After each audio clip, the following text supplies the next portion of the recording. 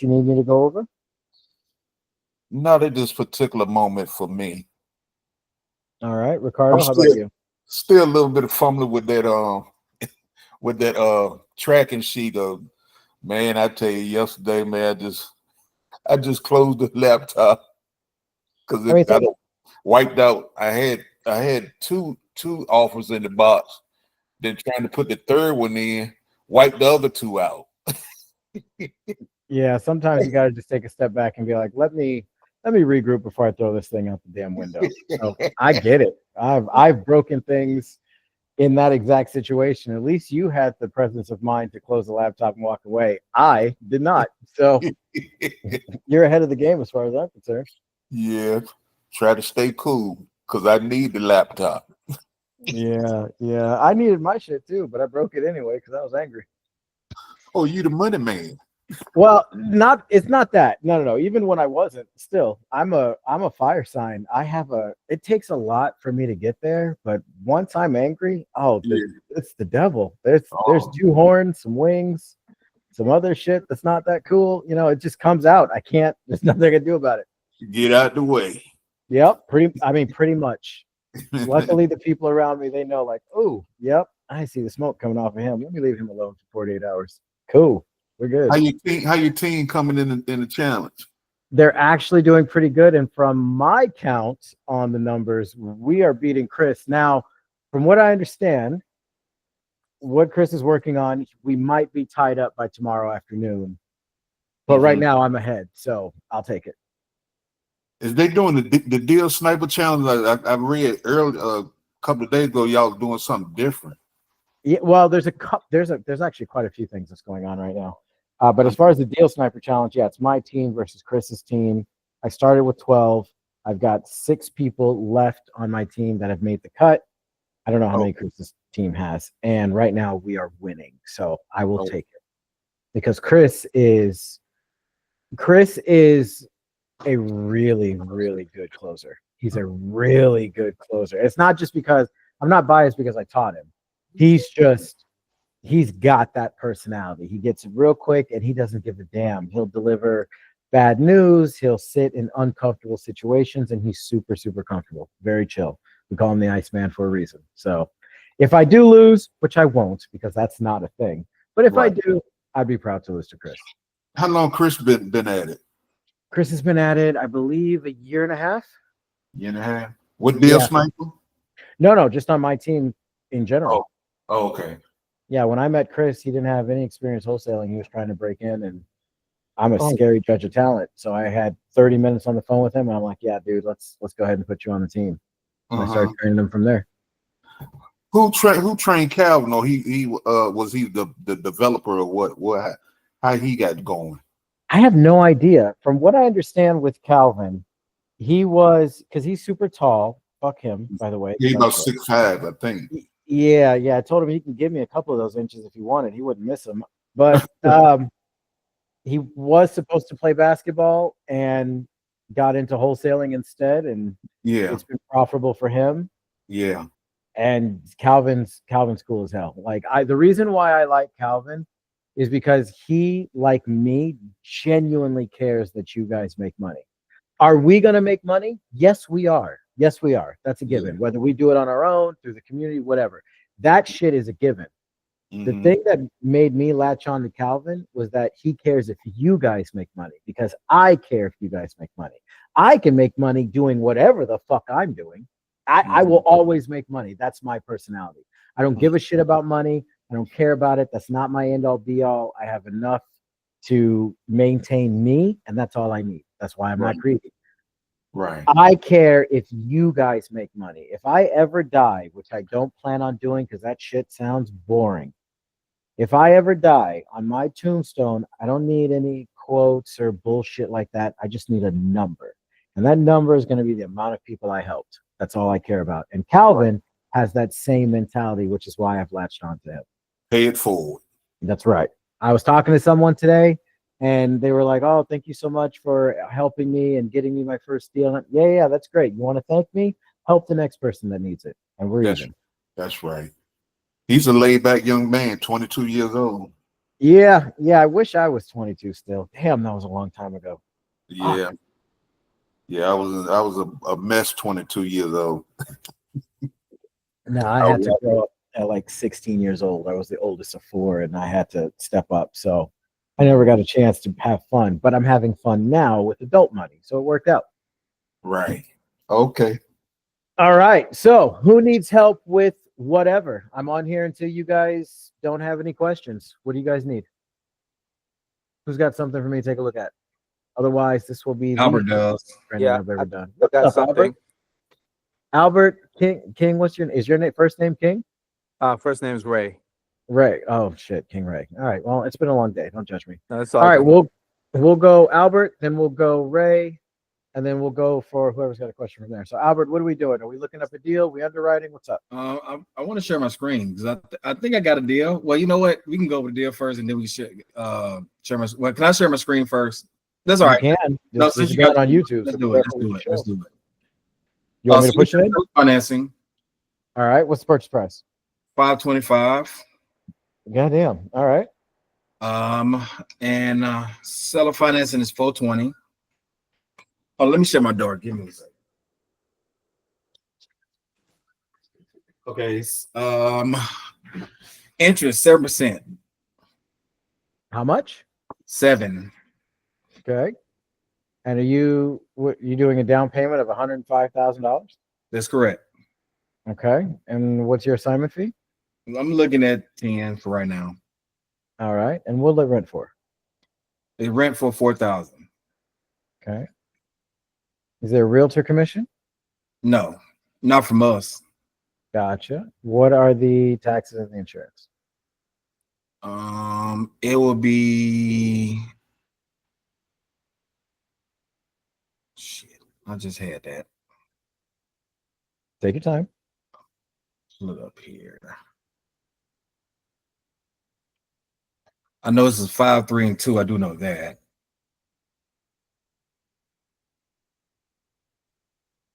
Come on.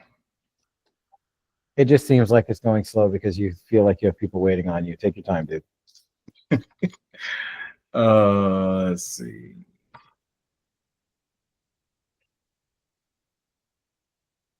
I just had it up here. Where did they go? I got so many doggone tabs open. It's all right. That's a hustler.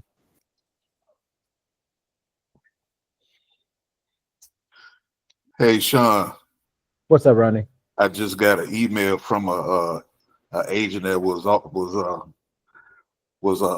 his first response was, "Is this that Sub2 where he could?" I'm gonna say it like he was trying to say was straight. Is this Sub2 mess? I said yes, and what about it? So I just shot out some a response back to him. I said, I mean, if it works for the seller, we're trying to help people, for everybody to win. My email was back to him. Right. He just sent me an email saying, he gave me his email address. Then he said, please provide offer package to include contract offer, proof of funds or pre-approval, and compensation agreement. Gotcha. Okay. As soon as I'm done helping Albert, we'll jump into that one. Okay. Okay, so Albert, tax is 9,723. Damn. What city is this in? Florida, Texas? The Colony, Texas, yes. Yeah. All right. Cool. What's the insurance? I didn't get that. It should be on Deal Sniper. Oh, let me check and get it. Are you going to punch in a Deal Sniper right now? Yep, I'm on it right now. Okay. Rodney, when the real estate agent said, send me the package, he said he wants the contract, proof of funds, and what was the last thing? And compensation agreement. Gotcha. Okay. So he's going to have to provide you with the compensation agreement. So basically, a compensation agreement means he wants to know how much are we paying him. So first and foremost, did you relay to them that you are wholesaling this deal? Or have you not made it to that point yet? No, I haven't made it to that point yet. All right. So the first thing you need to do is you need to run the numbers. Yeah. And we can do that, as soon as I'm done with Albert, we can do that. Well, not No, it's Albert and then someone else. Sorry, whoever that is. I'm not looking at the screen. It's Albert, someone else, and then there you I don't go. know. Right. I don't even know if it's a mortgage balance to the house. So, like we did the other day, ain't no need if we don't know if it's a mortgage balance. Fair enough. So then your response to him should be no problem. I can get that information over to you, but in order to run my numbers and send you the correct paperwork the first time, I need the approximate mortgage balance, interest rate, and monthly payment. If it's one there. If there's one there. If Okay. not, I'll get you the offer first thing in the morning, and then I'll help you write it when we're done tonight. Okay. Gotcha. All right, Albert, you got that insurance? Yep, got it here. It's 2205. Okay. And what does Deal Sniper say we should give them as a monthly payment? Deal Sniper says a monthly payment of $1344.61. Okay, so let's do $13.50. I came in a little bit lower, but Yeah, you came in lower probably on the monthly payment, but your down payment is high as fuck. Yeah. I mean, you're at 20% down. They are looking for 20% down. That's a lot, bro. Especially with you trying to make 10. Okay, let me ask you this: do you have a buyer that'll take this already lined up, or Not yet? this will be a blind cast out once you get it? This will be a blind cast to the seller financing world. All right, so here's the immediate problem. On top of, I mean, I'm going to shoot you straight. Like, I'm not going to sugarcoat shit. On top of your down payment being really high, you said they want 7% interest, right? Yeah. That's a $2,795 payment. So if I put 2,700, it was 94. It's 94.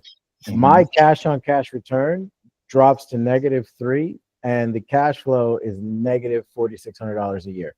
So on top of the down payment being high as hell, because we don't go over 18% at the absolute highest. This deal is going to lose the investor money. So this will absolutely not work. Not at 7%. Okay. So an alternative, I know 1350 works. So let me start with 2. First of all, is the property listed for 525 or is the Deal Sniper number 525? It's listed for 525. Okay. All right. So even 2% is going to be 1552. I know 1300 was on the borderline. Your cash on cash return is really low. Your cash flow is decent, but your entry fee is still too high.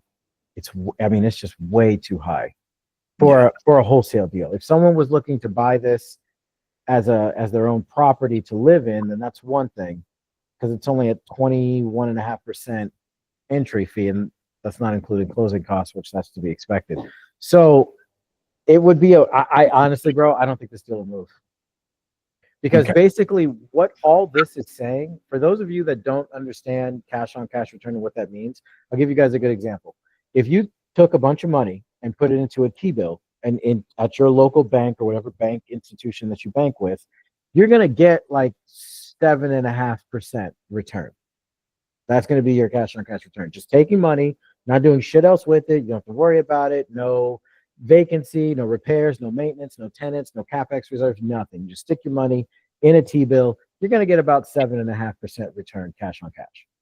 So for an investor to have to deal with all that other bullshit with the tenants, the vacancy, the maintenance, repairs, capex reserves, they're going to need more than that, which is why my threshold is 10 to 12% as a minimum, because right now we're at 8.15. And an investor can just stick their money in the bank and make just about that. So even though your cash flow is decent, I think you'd be hard pressed to find an investor that'll take this, especially with the higher entry fee and the lower cash on cash return. Okay. So I was getting a different number, Sean. What'd you get? I manually did it. So I did the. When you say you manually did it, you mean outside the calculator or on this calculator? Like a manual calculator, yes. Okay. What'd you get? So I got the seller financing at 420, right? Okay. I divided that by 360 months. Okay. which came out to be 1166, whatever it is. Right. 1167 round up. I added a 7% interest to it, Okay. which was like $82. Oh yeah, that's not, no, something's wrong with your math. Okay. Yeah, because even if I go to, I know you guys, unfortunately, you guys can't see it, but if you want to download it, I started my team on this before we made the deal machine calculator. It's Carl's mortgage calculator, and that's Carl with a K. It's in the App Store, it's in the Apple Store, and it's a very simple mortgage calculator. If I put a 420,000, I'm doing it right now on my calculator. If I put a $420,000 seller financed amount, give me 1 second, I'm punching this in right now. 105,000. If I do that at a 7% interest, my payment is exactly what I just came up with, 27.94.27. And if I put it here, yeah, 27. Yeah. So I don't know how you inputted it, but it's not $82 is not correct. Okay. All right. Okay. Yeah, I don't know what I did wrong there. I would download. I mean, obviously, I would use the deal machine calculator because it's very, very accurate. But if you need a second opinion, which is absolutely fine, it's smart. Download Carl's mortgage calculator. It's Carl with a K. The icon is just a black circle with a calculator on the front. And go to the, let me look at it again. Go to the input tab. And there's a spot where it says you put the property value, like, the purchase price. You put the down payment. You can either put the dollar amount or the percentage. It'll calculate the principal. You can put in the interest and the term, and it'll spit out the payment, principal, and interest. And then at the bottom, you can put in manually the taxes and the insurance. So it's a great little tool if you want to double check. But I guarantee you that everything that's in that calculator is in here. Okay. So yeah, unfortunately, this deal is you got a high entry fee percentage, and then you have too low of a. I mean, you could try. I always say if there's at least a 1% chance you can close the deal and get it moved, go for it. I would make sure you set the proper expectation with the seller and let them know, like, hey, here's what the numbers that on deals that I move typically look like, and here are your numbers. So I'm going to do my best to move this. Give me 2 weeks. I'm going to do everything I can. And at the end of those 2 weeks, I'll either bring you a buyer and we'll get this closed, or I'll bring you some feedback from what the local investors are saying. And then if you want to take a look at the numbers and reevaluate, you can. If you want to just take that information and move on, good luck to you. Okay. Let me ask you this. Sure. If we were to get creative with this, right, and we say, hey, Mr. Real estate agent, instead of 7%, can we knock it down to, say, 5% and then add a 2% increase to the purchase price? Okay, fair enough. So let's take the 5% first, because that's our biggest hurdle. It's going to be the monthly payment, the cash on cash. So we're at $22.54. So if I change this to $22.54, you're nowhere close. Okay. You're at a 1% cash on cash return at $22.54. That's at 5% interest. Like I said, I think the highest interest you're going to be able to go is 2%. At 2%, you'll be at $15.52, which is $200 higher than what Deal Sniper said. $15.52. That's where I got and even then, I still think that's too high, because your cash on cash return is only at 8.15%. It's so close to what an investor would look at this and say, well, I can just stick my money in the bank and not have to worry about tenants or none of that bullshit, and get a little bit less this year and more next year. Correct.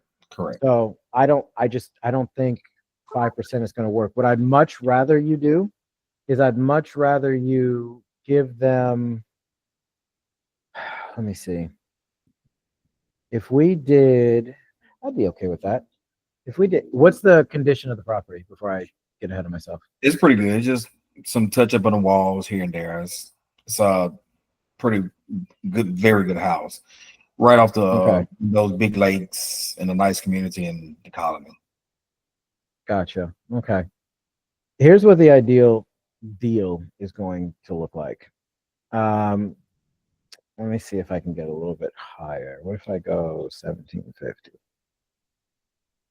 Yeah, that's good. That's fine. It's not great, but it's fine. But this is probably as high as I would go on this offer. I would offer a $550,000 purchase price. At worst case scenario, I would offer a $50,000 down payment. But the way that I would deliver it, I would say, look, how long has the property been on market, by the way? 12 days, something like that. Okay. Yeah, one of my neighbors reached out to me about it. Gotcha. I would hit the real estate agent up. I mean, unfortunately, they haven't been on market long enough to feel the pain. And I don't know if it's overpriced. I don't know the address or anything like that. But going by the trend of what I see, it's probably overpriced by a bit. They always give themselves a little bit of a bumper, which is smart. So I would say, I would offer the real estate agent, look, I'll do a 500 and you guys are asking 525. I'll do a 550 purchase price. The extra $25,000 I'll give your clients cash in their pocket at closing. I'll cover your closing costs, whatever it is, and I can give your clients $700 or $1,750 a month, and I can get them all paid off in about 10 to 12 years. But that's literally the best that I'm going to be able to do. Oh, and also they ask for balloon payment. Yeah, that's what I'm saying. It's going to be 10 to 12 years because you're over $500,000. Yeah. So the reason why it was a 20% down was because they're trying to pay off their mortgage. And their mortgage is like 100 or 1,000, something like that. So why not just do a hybrid?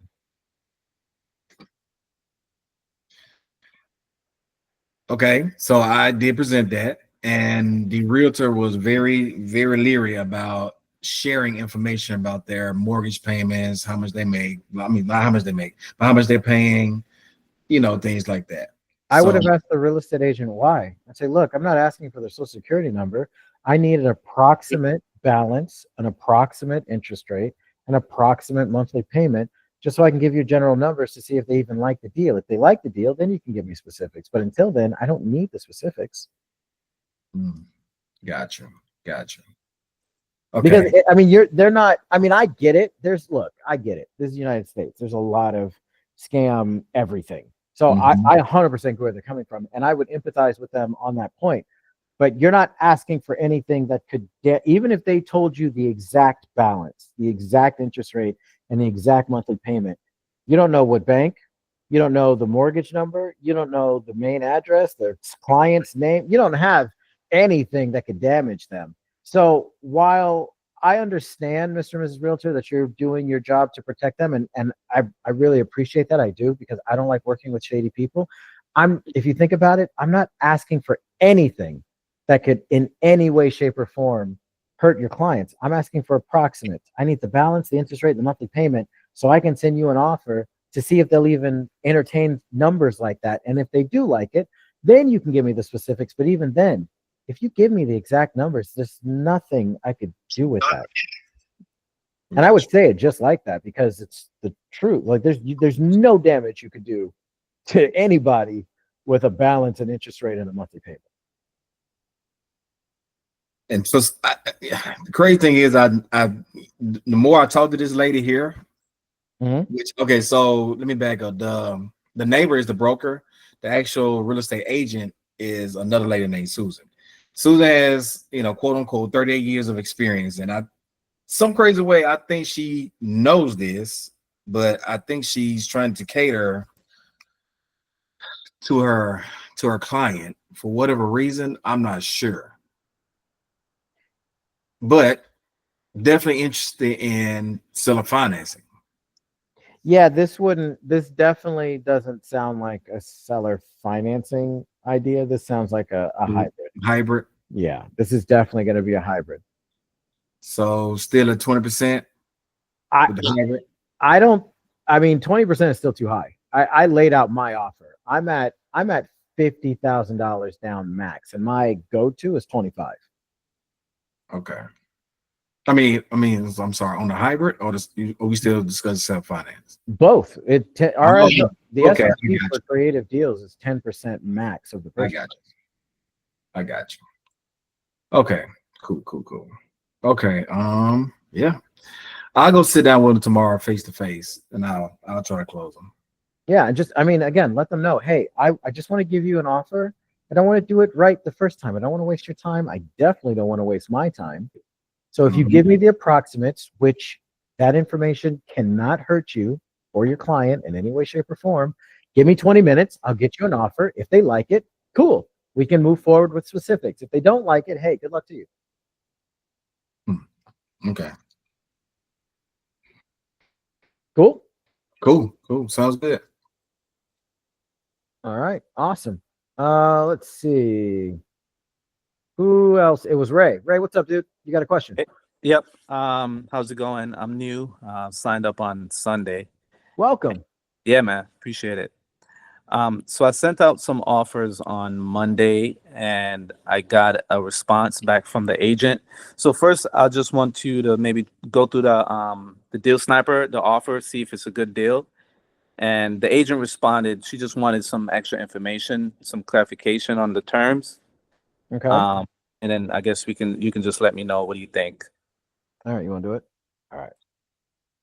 All right. What's So the purchase price? I DM'd you the oh, you want the purchase, because I sent you the address.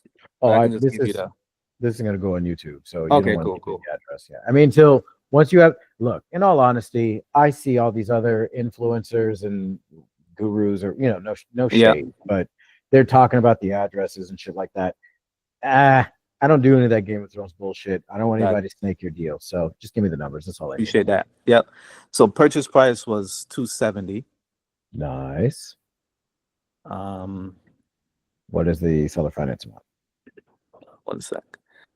Oh, sorry. Wait a minute. I think I said that wrong. Yeah, purchase price was $270. Right. Seller finance was $250. Okay. You're doing 20 grand down. All right. And what does the place rent for? Rent is 200, 2 grand. Sorry. All right. And what are the taxes and the insurance? Taxes are, it says 4031. Insurance 1134. All right. And what is Deal Sniper saying we should be giving them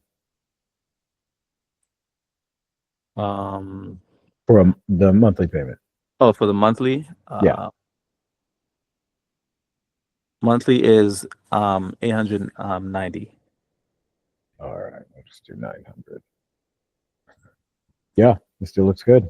12.71% entry fee. And if I take out by the way, until you guys are completely familiar with seller financing and manipulating this calculator, do not do what I'm about to do. But I just want to give you accurate numbers. So you're at a 10.71% entry percentage. That's good.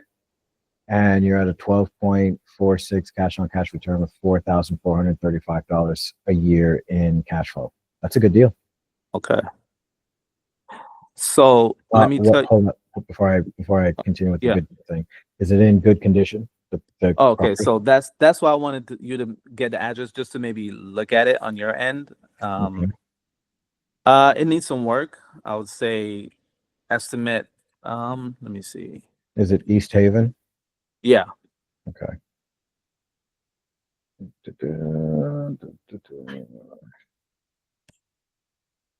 So this has been on market for 67 days. That's a very interesting shape of the front of that house. Yeah. Huh. Okay. Is that peeling paint? That is peeling paint. That's a problem. That'll have to be taken care of. Oh, that is a green kitchen. Yeah. Oh, wow. It's definitely not moving already. I don't think it's like something rent out. Right? It's rental ready, but Okay. it's not going to generate top tier rent by any Gotcha. means. Right. So that needs to be taken in consideration. I'd probably knock off like $200, maybe $300 a month, because it's not like it's in bad condition. It's just ugly. And no offense, but No, paint's of course. not my shit. It is what it is. The kid stuff all over the fridge though, that's cute. It needs some work in the ceiling in this Arizona room. The tile needs to be, which technically even though it's an enclosed space, it's considered outside, so it's not that big of a deal. And Yeah. then I got a picture with all the furniture in it. But as far as the structure of the house, other than the ugly paint, Yeah. and the chipping paint on the outside, and then the Arizona room, that outside room, so far, I'm not seeing anything that's catastrophically wrong. Okay. I'm seeing normal turnover for a rental aside from the outside chipping paint. Yeah, and there might be some foundation issues too on the outside. Oh, what kind? If you keep scrolling down to the bottom, you'll see like the pictures of like the outside, the backyard facing the house. I see the basement that looks like it's from arachnophobia. Let me go ahead and get off of that shit. I'm looking at it Um, on Redfin. You can definitely see like seem like it's just something just eating out the foundation in the I think that's in the back. I actually don't see that. Oh, I see the back. Hold it's on, let like me at the go. bottom if you scroll down on Redfin. Oh, I think I'm on Zillow. Hold on. Oh, I am on Zillow. Hold up. You said Redfin. I know this is like riveting TV for the rest of you. I apologize, but it looks like it's the same fucking pictures. oh, okay. Okay, so I see what looks like a doggy door and then a black strip. Yeah, What that you're one. talking Yeah. about? Yeah. No, that just looks like chipping. I don't know what the stuff plaster on the outside. Oh, I see. Got you. Did they specifically say that there was foundation issues? Because I didn't see anything that showed any foundation issues. No, I didn't read that there was. Yeah, Um, one of the they good do want a cash indicators. only. They did mention they want cash only. So I think they understand that it's it needs some work. Yeah, cash is definitely not going to work. And you need to find out if the people, like, obviously this property is occupied. So Yeah. you need to figure out if it's occupied by the owner or a tenant. And if it is a tenant, what is the lease situation like? Because Yeah. an investor is going to want to know that. But as far as the condition of the house, standard rental turnover, I'm Okay. not seeing anything crazy. I mean, the craziest thing that I'm seeing is the ceiling tile, the drywall missing in the Arizona room. But again, that's outside. And then the kitchen, Okay. the kitchen Okay. floor is jacked, and then the ceiling needs to be painted. The walls need to be painted, but that's not a structural thing. That's just the biggest thing is the outside paint chipping. Gotcha. So based on the numbers that we have that you pulled up on Deal Machine, so the agency sent me a few questions regarding the terms. Sure. So if you don't mind, I'll just read a couple of them. She said, "What interest rate are you proposing on the 250 finance amount? Okay. And is the 890 monthly payment principal only or principal and interest?" Gotcha. Okay. So have you taken a look at the cheat sheet channel in Discord and look up the why 0% interest? Basically, the answer to that question is, here's the thing. Our offer is at 0% interest. That's why we offered more on the purchase price than what it's listed for, especially on a property that's been listed for 67 days. The Okay. reason being is because we've already calculated that interest into the purchase price and just tacked it on top. And the reason why we did that is not that we're trying to get over on your client in any way, shape, or form, but we're trying to make this deal attractive to our investors, because our investor, after they put money into the property, they're going to put a tenant in there so they can cash flow. And in order to maximize their cash flow, we need to keep the interest rate at 0% and keep that monthly payment as low as possible. So your sellers are going to get their money as if there was interest on the deal. They're just getting it on the overall purchase price instead of monthly. Does Gotcha. that answer your question, Mr. and Mrs. Realtor? That's kind of how, and it's in the cheat sheet. So Okay. Perfect. I did go through it. You actually reminded me about the cheat sheet. So I'll definitely take a look at that. She also asks, is your intent for the seller to carry financing for the full 23 years, or are you open to a shorter term arrangement with a balloon payment? we're absolutely open to a balloon payment, especially on a purchase price like this. You're only at 270,000. That's a little bit on the higher side of 200,000, but technically you can do a 5 to 10 year balloon. Okay. I would dig my heels in at around seven to Okay. 8. So my Okay. answer to that would be absolutely. I usually put a balloon on these types of deals because I don't like making people wait that long for their money. So while the term may be whatever it is, I'm more than happy to do a 7 to 10 year balloon on something like this, whatever the numbers end up hashing out to be. Okay. That's the response I would give. Perfect. It's always going to be acceptance, compliance, and then the answer. Gotcha.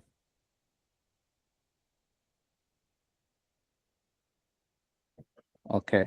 She also wants to know if I would be able to increase the down payment given the structure.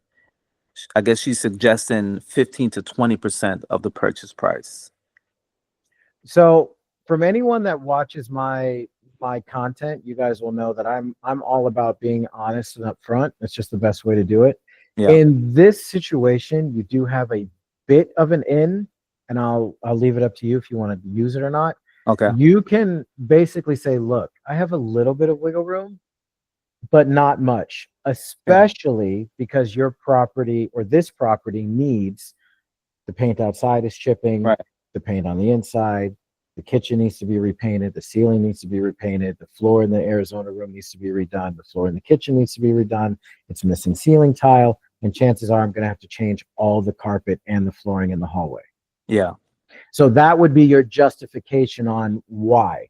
So the short answer, the direct, honest answer is, yeah, I can go up to 20. I can go up another 7,000, but where I would normally do that, I can't because I have to let our investor account for the rehab that it's going to take to fix the property, all these things that are wrong before they can put a tenant in there and cash flow.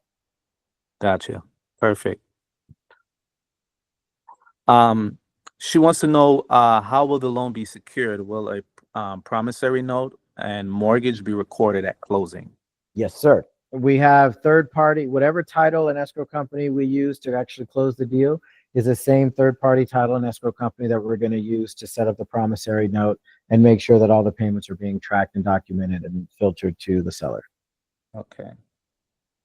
And she can pick the title and escrow company as long as they're okay with wholesale transactions. That's 100%. She can use whatever company she's comfortable with. Got it. Should I have like maybe a couple in my back pocket though, just in case? Because I know some companies, they're not, they're a bit cautious. So transactions. What I would do is, first of all, does this agent know that you're wholesaling this deal? So yes. No, because this email I just sent out the offer and then she replied with this email. I didn't get a chance to actually call her and talk to her. All right, bet. Fair enough. So when you go to the cheat sheet before you call her, read over, memorize, however you do, the POF answer. And if you remove the first sentence where absolutely, I'd be happy to provide a proof of funds. Let me explain what I do. From that point on, you're literally explaining that you're a wholesaler without just saying, I'm a wholesale the deal. Gotcha. It's a way of packaging it. So I would definitely commit that to memory and alter it to however you speak, whatever's natural for you. Have that in your back pocket. Once she understands that and is okay with it, then everything becomes you and her versus the buyer and you and her versus her sellers.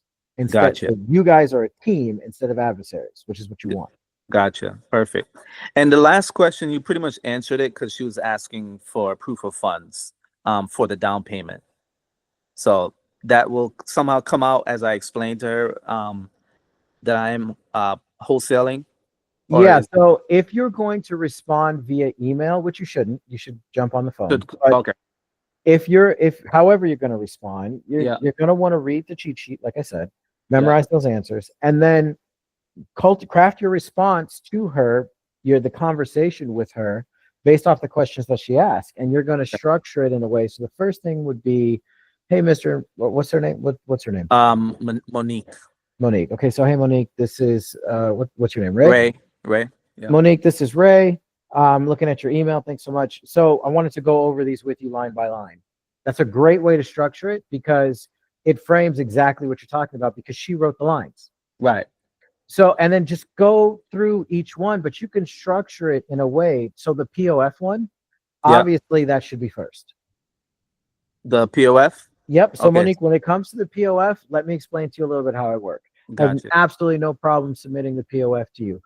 I work with about 9 buyers in this market that have been working with me for years. They literally hire me to go out and find these properties for them. If I can get this deal under these terms or pretty close to it, I've got a little bit of wiggle room. Not much, because this property does need quite a bit of work. Yeah. I know 3 or 4 of those buyers that'll take this deal in a heartbeat. Once I've identified which one it's going to be, I have no problem submitting EMD and proof of funds 48 hours later. All I need is 2 weeks to give them an opportunity to vet the deal, walk the property, and run the numbers. That's it. Okay. That's the PO. So one, you've just explained that you're not the buyer. Yeah. You've established that you've got history and a purpose with the buyers. You've been working with them for years. Yeah. You've got a certain amount. And of those certain amount, you know of a smaller amount that will 100% want this deal. Yeah. All they need is some time to go through it. And don't be afraid to slip in wherever it makes sense. And we're not doing this as a jab. You don't want to insult them, but Right. you do want to make sure that they understand this property's been listed for over 2 months. I mean, I'm just trying to help you get it moved. I got Yep. buyers that'll take it under these terms. Like, if you're ready to do it, I mean, does your seller really care if the money comes out of my bank account or my investors? Right. That's that's an absolute fair question, because you are ultimately, are you getting paid for it? Yes. So as a real estate agent, nobody, if you're good at something, don't ever do it for free. So yeah, you're going to get paid, but ultimately you're trying to help them get this thing sold. I want to get you paid, Miss. I want to get you paid, Monica. Yeah. Am I going to get paid? Yeah, but I'm not charging you or your clients. I'm charging my seller. I'm charging my buyer. I mean, Right. so that you don't have to worry about that. Am I getting paid? Yes, but I'm trying to help you guys get this sold. My investors are interested in these type of properties with this type of terms. If we can make it happen, who cares whose money the bank account is coming out of? Exactly. Yeah. That's how I would approach it. Okay. Awesome. That was a masterclass, man. I appreciate it. No problem, dude. And just one last thing, can you go over the numbers that you had that helps you determine that this is a good deal from the deal calculator? Because I think I may have some different numbers. It's not that far off. Sure. So Write it down just so I can do know. your numbers look like this for the input page? 1 second. Toggling between. Okay, so for the seller finance, it's 270, Yep. and then for the finance amount, 250. Yep. Yeah, it said 30-year amortization, but that we don't really bother with that, right? That should always just be 30. Okay. It's going to be so fucking rare that you ever have to change that. I wouldn't. Gotcha.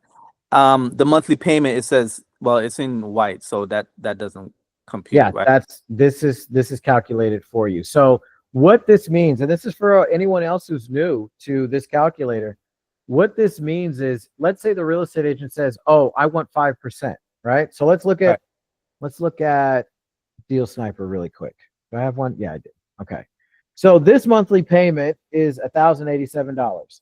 So if I'm inputting this deal into the calculator, I would put $1,087 in the monthly payment part right here, right? Yep. Let's say they want interest. Okay, well, if they want interest, then let's say they wanted 5%. Well, this is the new payment. So now I would put 1342 in this spot. So I tell you that to tell you this: you don't have to mess with this number at all unless the real estate agent says they want interest. Okay, I see.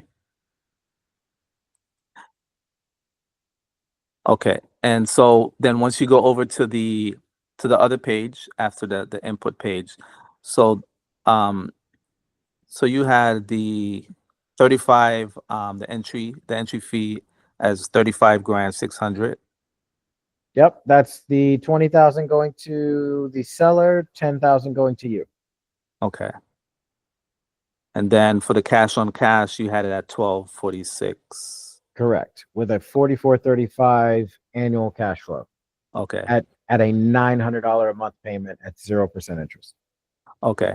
And with the seller's commission, is that something that I can use as leverage, or do I always assume to like put that in there? to calculate it?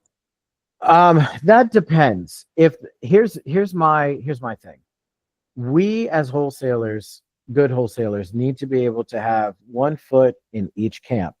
Yeah. 1 camp for the seller, 1 camp for the buyer. We have to truly make sure the seller is getting everything that they need, Yeah. and that they're happy with the deal, and the same for the buyer.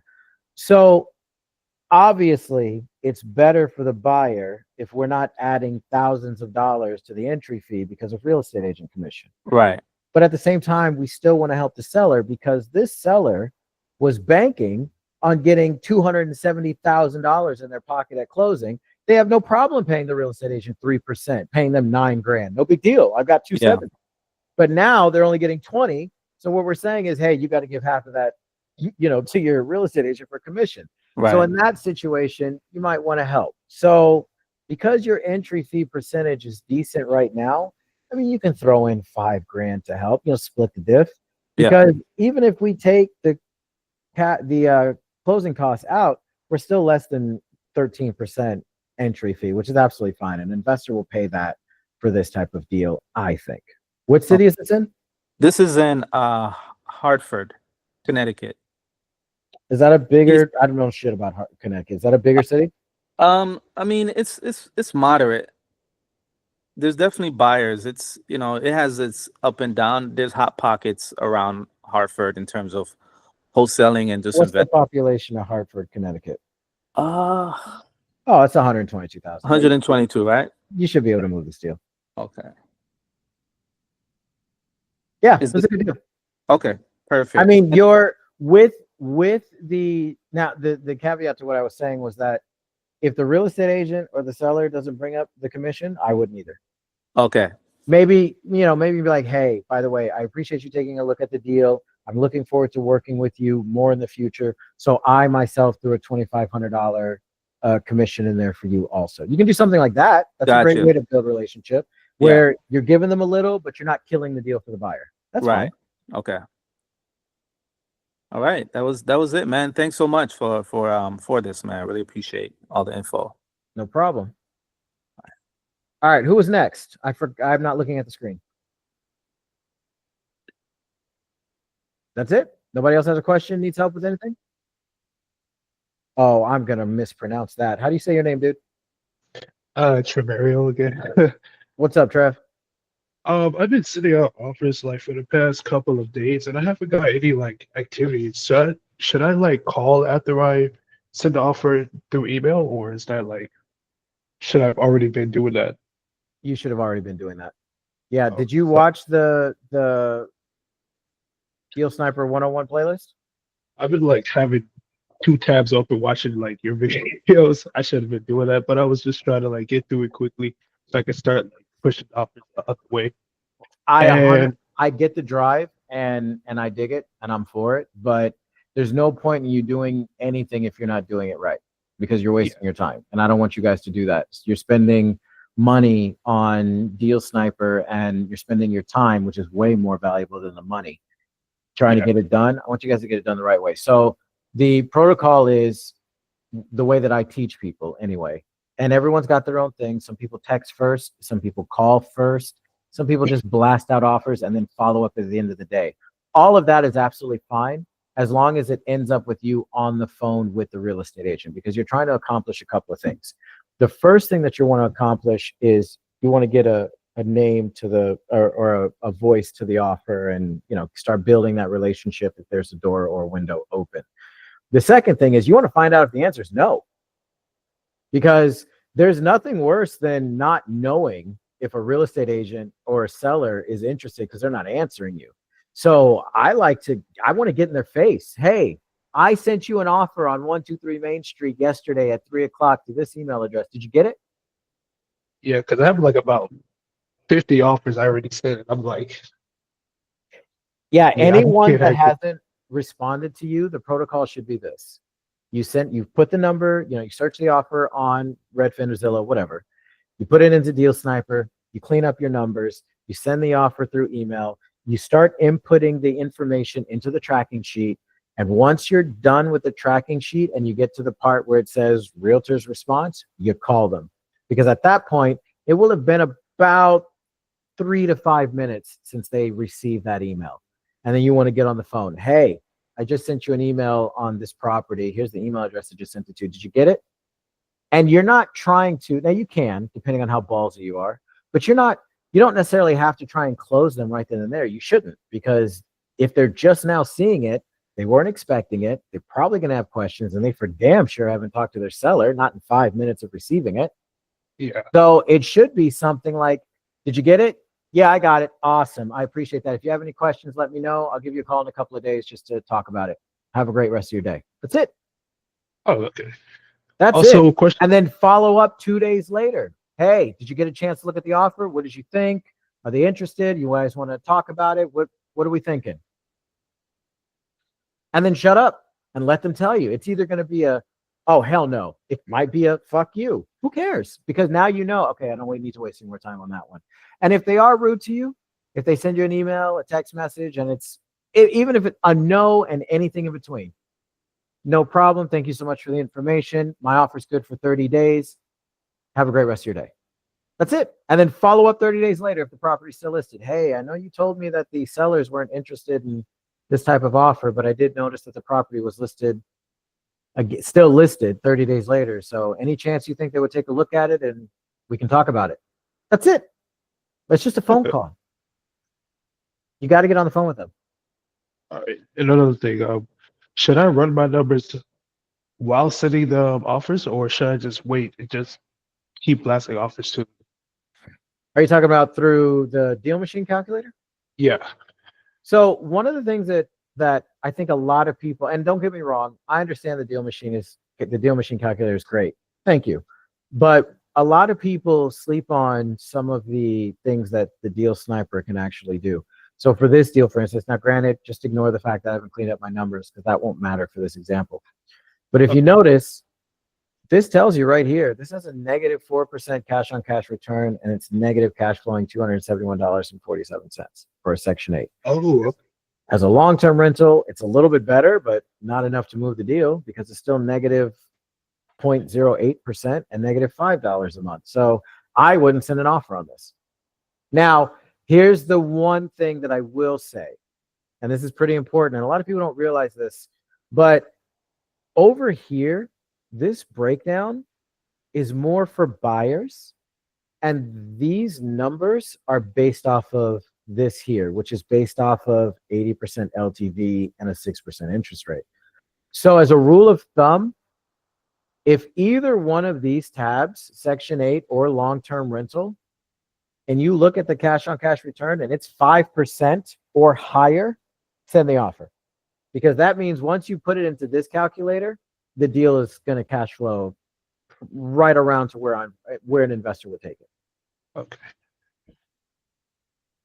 So it's below, or so it's 5% or below. It's 5%. Yeah, if it's 5% or above on either one of these tabs, 5% or up. Some of them, most of them, will be real obvious: 13% here, 20%, 10%, 8%. But if it's 5% or above, send the offer. Because by the time you put it into the actual calculator, which is meant for wholesalers, as opposed to this one, which is meant for buyers also, the deal will be right where an investor would want to have it. Nice. All right. Thank you so much. That's all I really had. No problem.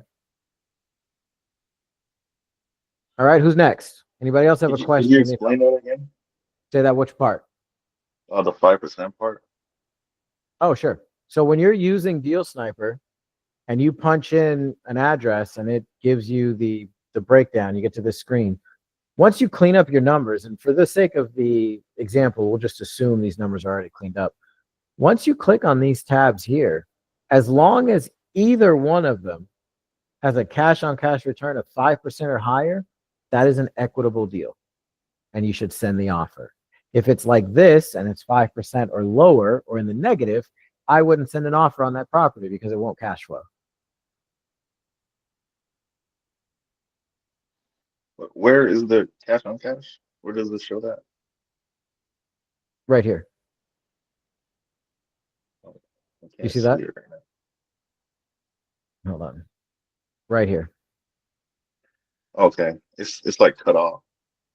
It's Okay. cut off. Yeah, but I see where you're pointing to. Yeah, Okay. it says right here, cash on. It's all the way over to the right, middle of the page. Okay. Cash on cash return. Okay, I got it. Thank you. No problem. Anybody else have a question? Going once, going twice. Oh, Jimmy, what's up, man? Okay, I got a property we can run the numbers on. Okay, let's do it. What kind of deal is it? Seller finance, hybrid, Sub2? Sub2, Sub2. All right. What is the mortgage balance? 122,000. Okay. And what do they have the property listed for? It's listed for just a second. 150. Okay. All right. So, I mean, your max is going to be like $12,000, but it is listed right now, right? Yes. Okay. So let me open something up real quick. I'll show you guys how to run these properly. I'm gonna shift my screen. Hold on. Man, I don't give a fuck. Share it.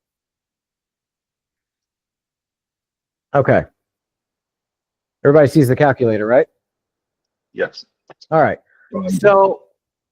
So they have the property listed for $150,000. Is it a for sale by owner or is it with a real estate agent? It's real estate agent. Okay. So let's assume the real estate agent is charging 2%, and then they're going to pay another 2.5-ish% for title, escrow, and all that shit. So that's going to be 4.5%. So times 4.5, where the fuck is it? Percent. That equals $6,750. So we take the $150,000 purchase price minus the $122,000 for their mortgage, because they're not getting that. That's going to go to pay off their mortgage. That leaves $28,000, and then we subtract $6,750 because that's the closing cost ish that they're going to pay. That's going to leave them with $21,250. Why is that important that I just did that? To show the difference or how much they would profit. Right, but why?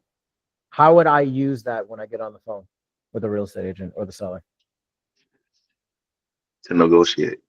No. Right. I see what you're getting, but why? What point can I make?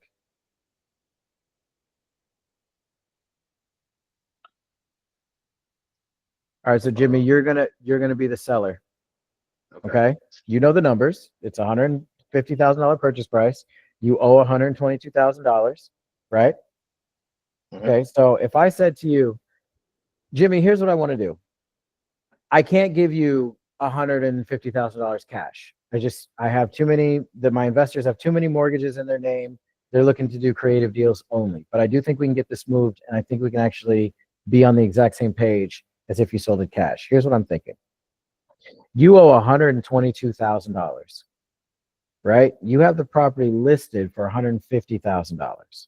That means that you stand to walk away with about $28,000 once the mortgage is paid off, and you get the difference. But you're going to have to pay about $7,000 in closing costs for your realtor commission, title, taxes, all that stuff, right? So that'll leave you with about $21,000, give or take.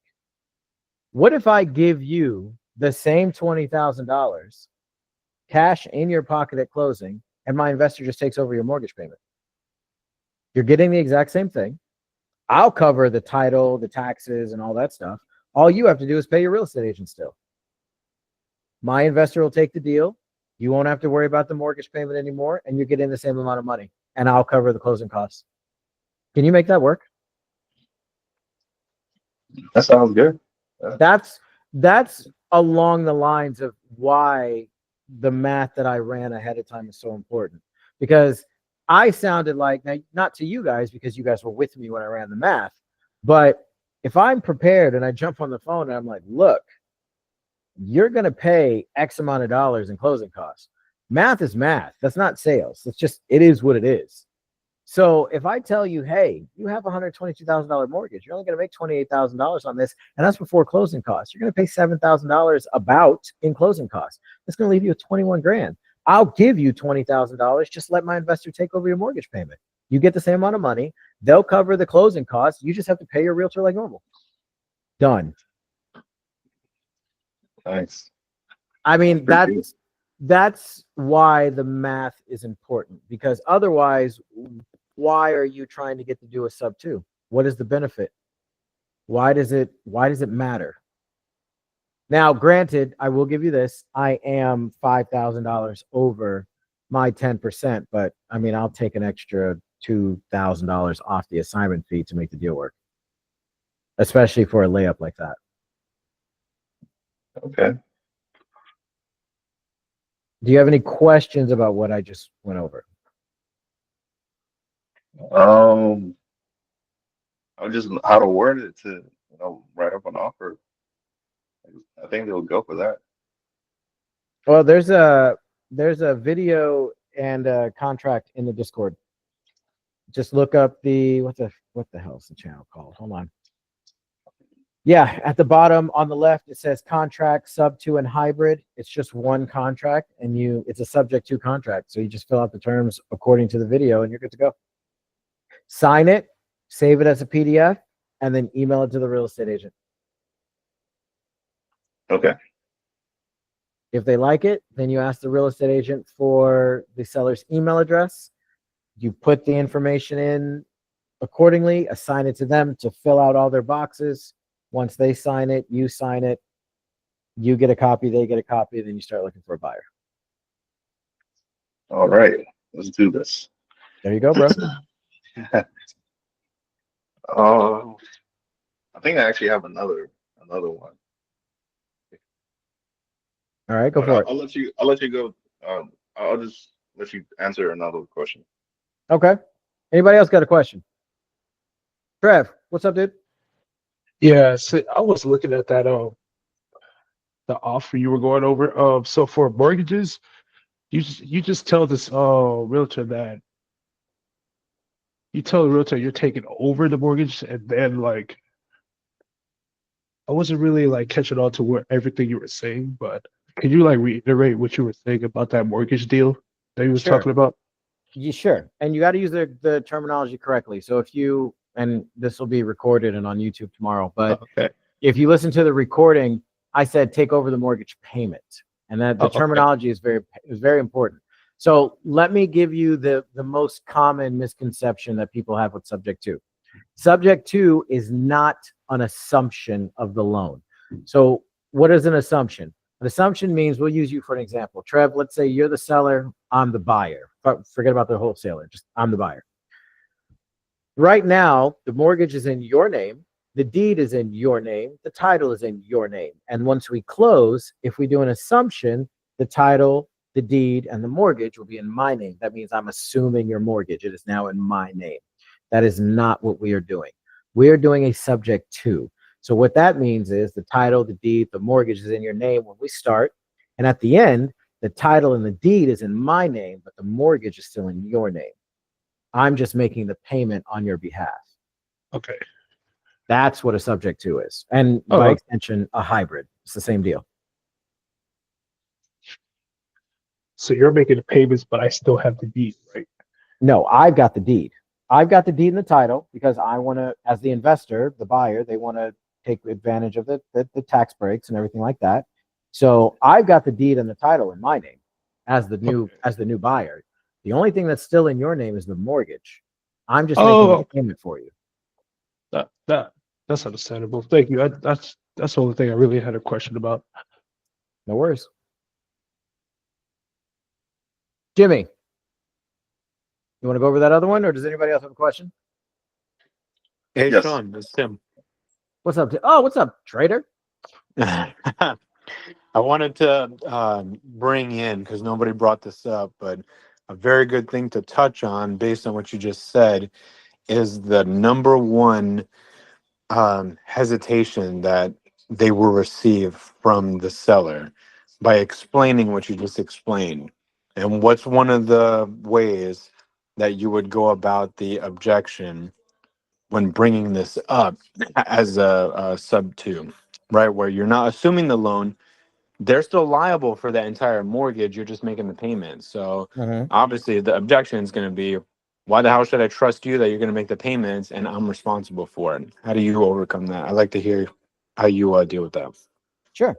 So, Tim, that's a great question. What we have, and I'll send this over to you in a minute. Can you do me a favor and text me your email address, and I'm going to send it right over so you can take a look at it and, you know, read it over, do your own due diligence. I don't have anything to hide, so I don't care. But we have in our contract a deed in lieu. Every state has a deed in lieu. I'm sure you're familiar with it as a real estate professional. But the way that ours is written up is that if our investor doesn't make the payment, for example, first of all, the payment's automatic. We go through a third-party title and escrow company. So whatever title and escrow company you want to use, that's fine. We'll use them. I really don't care. I've done this for years. So we go through them to monitor and make sure that all the payments are done. Everything's filtered through them. So when they go to draw the money from my investor's account, that's automatic. That's ACH. It's going to automatically come out. If for whatever reason it doesn't, immediately your sellers are notified and there's a phone call or some sort of communication put to my investor saying, hey, payment didn't clear. We need to get through this. If it's not resolved after 5 days, there's a late fee. If it's not resolved 10 days after that, the deed in lieu process kicks in. My investor cannot stop it at all. This is not a foreclosure. This is them, your sellers, getting the property deeded back into their name. They get to keep all the money that we've given them, all the money for the down payment, any repairs we've done to the property, they get to keep. If we put a tenant in there, which that's what we're going to do, so that tenant, that lease is now yours. The rent is yours. That deposit that they paid is also yours. And there's nothing that my investor can do about it. They can't fight it. They can't go to arbitration. They just lose it. Now, let me tell you why that never happens. If there's ever a situation where my investors can't make the payment, it's very simple. They just sell the property. They sell it as a loss on their end. They make sure that your sellers are paid off. They wipe their hands of it and they move on. That's why that's not very common, especially with the investors that I work with. Does that answer your question, Tim? My man. Yes, it does. Yeah, it was good. I just wanted you to throw that in there. That's a beautiful way. Actually, one thing I learned, that's awesome. One thing that you just taught me was I always use the deed in lieu for seller finance. I don't know why I didn't put two and two together that's also leveraged for sub-2. Absolutely. Yeah, there's definitely protections in there. And whether it's in our contract or not, they can still foreclose on the property. But they don't have to. We're preemptively like, hey, our buyers are legit, but just in case, because shit happens, we're putting this in for protection in here for your seller. It just happens. They don't have to really do anything. And guess what? Once the property is deeded back into their name and everything's said and done, they can sell that property the very next day because it's theirs again. And again, there's nothing my investor can do about it. Right. Yeah, you own it. That's good. Thank you. No problem. Anybody else have a question? All right. Then I will let you guys go for the evening. This video or this recording will be up on YouTube tomorrow at 8 a.m. I'll be in the Discord for what's up? I got a question. Can we run the numbers real quick? Oh, yeah. You got another one? Yeah. What you got? Okay, so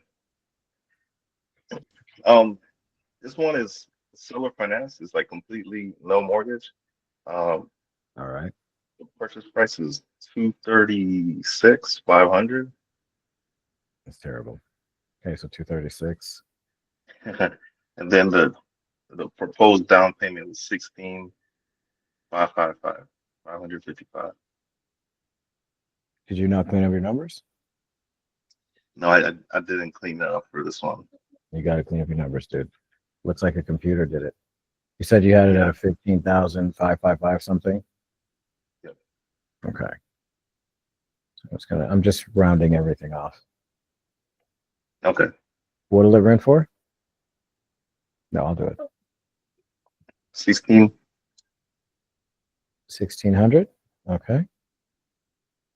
Yeah, the section 8 would be 16.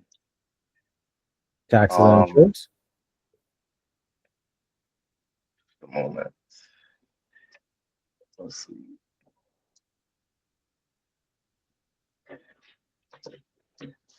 I'm pulling up Deal Sniper right now. Alrighty then.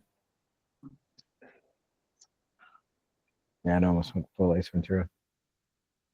They're all too young. That is.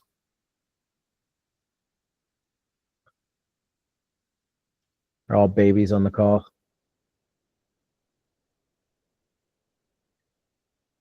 They don't know anything about Ace Ventura. No, I don't. That's you guys should watch Ace Ventura. 1 and 2. Oh my God! It's one trader leaves and another trader joins. Oh my goodness! Oh, you said taxes? Taxes and insurance, yes, sir. Okay, so what I have for taxes is 4,409 Damn. All right, the and insurance. 903. All right, what are we giving them monthly? So the way I structured it was just 5% and like interest only payments. I don't know if that's to try to make it cash flow. So So the payment would have been was it your idea or their idea to do interest only payments? well, the realtor asked for the interest because they mentioned that they'll be holding it for 30 years with no interest applied. So then I answered I picked 5%. Okay. So hold on one second. Okay. So at no percent, the payments would be 613. So the way Okay. that you figure that out is you put 5% here. Now it's 1186. So what I'm going to do on my calculator, because I like it, is I'm going to take 1186 and I'm going to subtract, oh shit, what was it? 6 something? 613. So that would make the payment $573. Does everybody understand how I just got to that? If No. you don't understand, say something. You don't? No. Okay. So at 5%, the payment should be $1186.38. You with me? Yes. Okay. So if I take 1186, I don't care about the 38 cents. And then I'm going to take the 5% because I want to know what that's interest. That's principal and interest, 1186. Well, I want to know what's just the interest. So if I want to know what just the interest is, I'm going to take this and turn it back to 0. Now I got 613. That's at 0% interest. So I'm going to take 1186 and I'm going to subtract $613. $613 is the principal. Whatever's left over is the interest. So the interest payment is $573 because if I add 573 plus 613, I get 1186, which is what this would be, principal and interest at 5%. Okay. So now the payment's lower.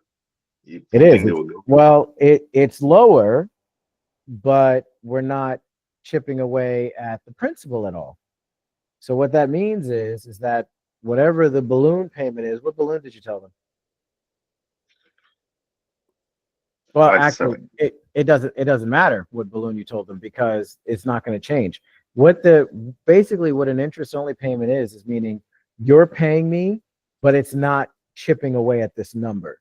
So when everything is said and done and you owe me my final balance, even if you put a 10-year balloon on this thing, that means that, hold up, let me figure that out. Let me see. So it would be $573 times 12, because that's 12 months in a year.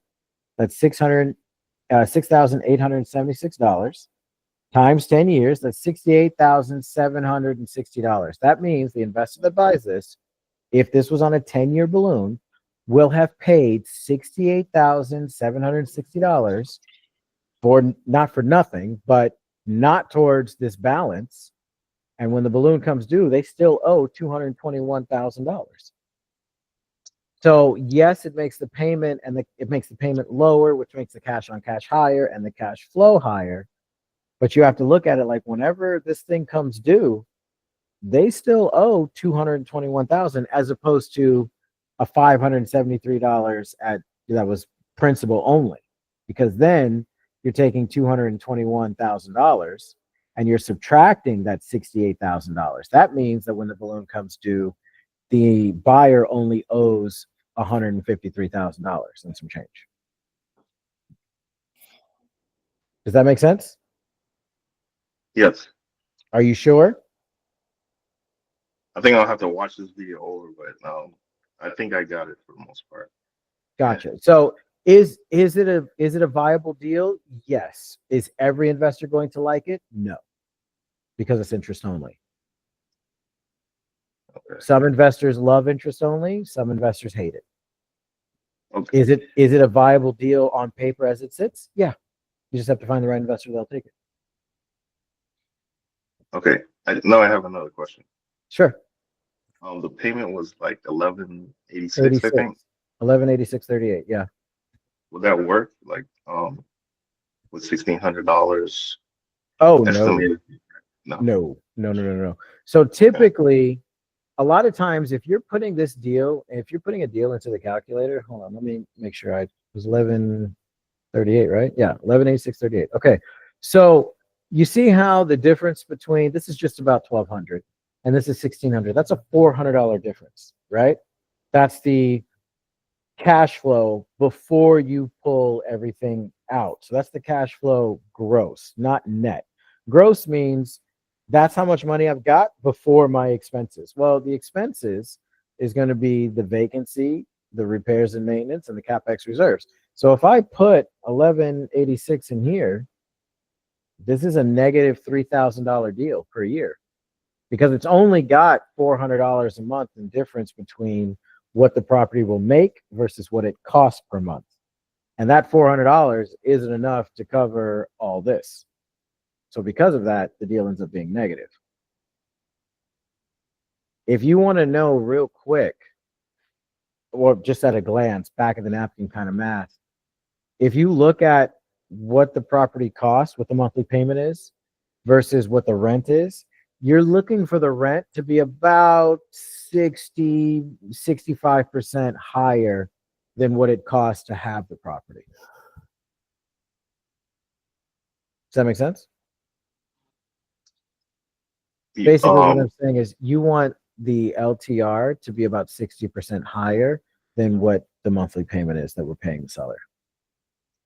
So 60% higher than 1186. What would that be? Probably 2,600. Okay. Yep, that works. If the rent was All right. 2,600, we can give them 1186. Okay. Thank you. No problem. Okay. Anybody else have Rodney, what's up, dude? Yeah, I just got one question. When you put the purchase price into the calculator, do you put the listed price or the deal sniper price? I would put the deal sniper price. Everything that you put into the deal machine calculator should come from deal sniper. And if you're going to alter the purchase price, some people don't send out offers that are over asking. So if the purchase price is 500,000 and deal sniper kicks it up to 580, yeah, they're like, no, 500,000. And then deal sniper, once you put 500,000 in the purchase price or whatever you put there, it'll alter all the rest of the numbers for you. Then you just got to go in there and clean it up. okay. But as far as the deal machine calculator, whatever you finalize as your offer from deal sniper, that's what you input into deal machine. Okay, put into the calculator. Correct. Okay, gotcha. That's it. All right. Anybody else? All right, cool. Well, this one was fun. I appreciate you guys jumping in. This, like I said, recording will be up on YouTube tomorrow at about 8 a.m. I'll be in the Discord for another 3 or 4 hours. So if you need me, you guys can hit me up in there. Otherwise, have a good night, and I will talk to you later. See you. All right. Good night, Sean.